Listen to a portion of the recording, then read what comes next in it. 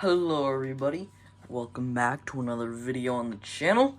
I'm your host, Godzilla, and I was going to make a PVZ Garden Warfare 2 video, but all my footage got corrupted again. So, wasn't able to do that, but I'm giving you guys a review this time, being the Bandai movie monster series, Godzilla 1954. But before I even start this, I want to know, which edition is this? Is this the 2019 or 2024 release? Because this is the tag, which we'll go over in a bit. And I know this is not the 2024 release, looking at this tag alone, but I have not seen the 2019 tag. So I have no idea. If anyone can tell me in the comments, I would gladly appreciate that.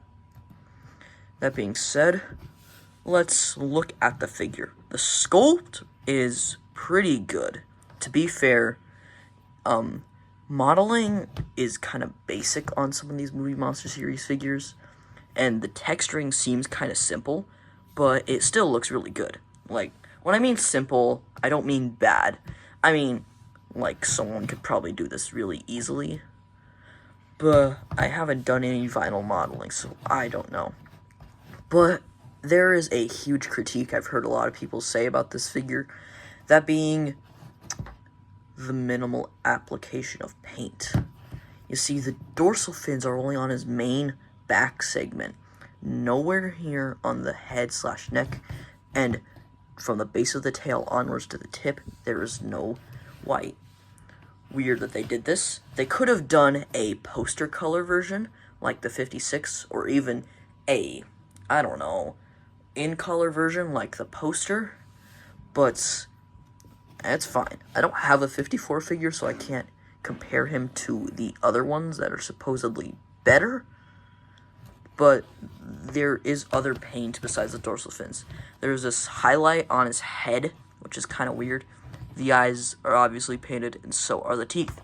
Everything else is this weird dark gray color, and the texturing is not prominent, mainly on the hands and the bottom of the feet, and it really loosens up in the tail also.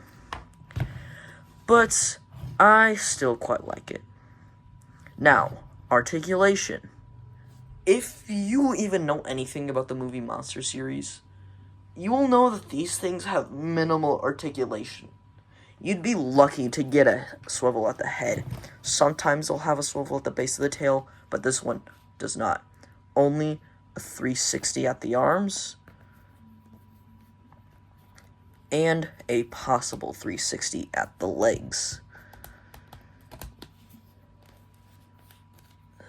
But the arm does kind of get in the way of that rotation, so I wouldn't sweat it.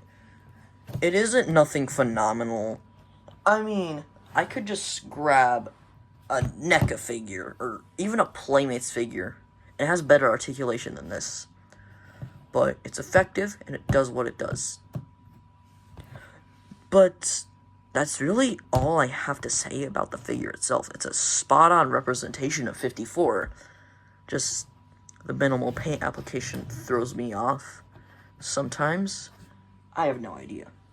But there's still one more thing to talk about, and it is the tag. Right here, we can see this iconic render of 54, which I'm pretty sure this is the same one that's in the public domain. It's, well, how do I say this? It's smaller. It's, like, zoomed in. Godzilla, 1954. Godzilla, 1954. Godzilla logo, Japanese, right there. Assuming that's copyright. On the back, we get his dorsal fins, movie monster series, Godzilla, Bandai. Taking it out of the beautiful case I have here, and opening it up, yeah, I've seen a lot of ones that have a ton more stuff inside here, and this render shows a prominent fang, which is also not really on the figure. I mean, it's kind of painted more, but the sculpt isn't really there. Godzilla logo, warning, choking hazard, blah blah blah, distributed by Bandai. Bandai. Bandai Namco. Yeah, it is. I do quite like collecting some of the tags. My only Movie Monster series figure that's in our storage unit is the Kiryu Mechagodzilla. I'm pretty sure it's the Tokyo SOS one, but it's the one with the silver cannons. But either way, do I like this figure? Yes, I do. But I can see why some will not. Such as the lack of paint, like unlike other releases, or them being too lazy. Do I give the paint? I'll give the paint a 3.5 out of 10. It's not fair, but what is there is effective. Articulation, standard for Movie Monster series. You get what you expect, 8 out of 10. Sculpt, 9 out of 10. Beautiful, spot on, just as always. Overall thoughts, I'd give it a 8 out of 10.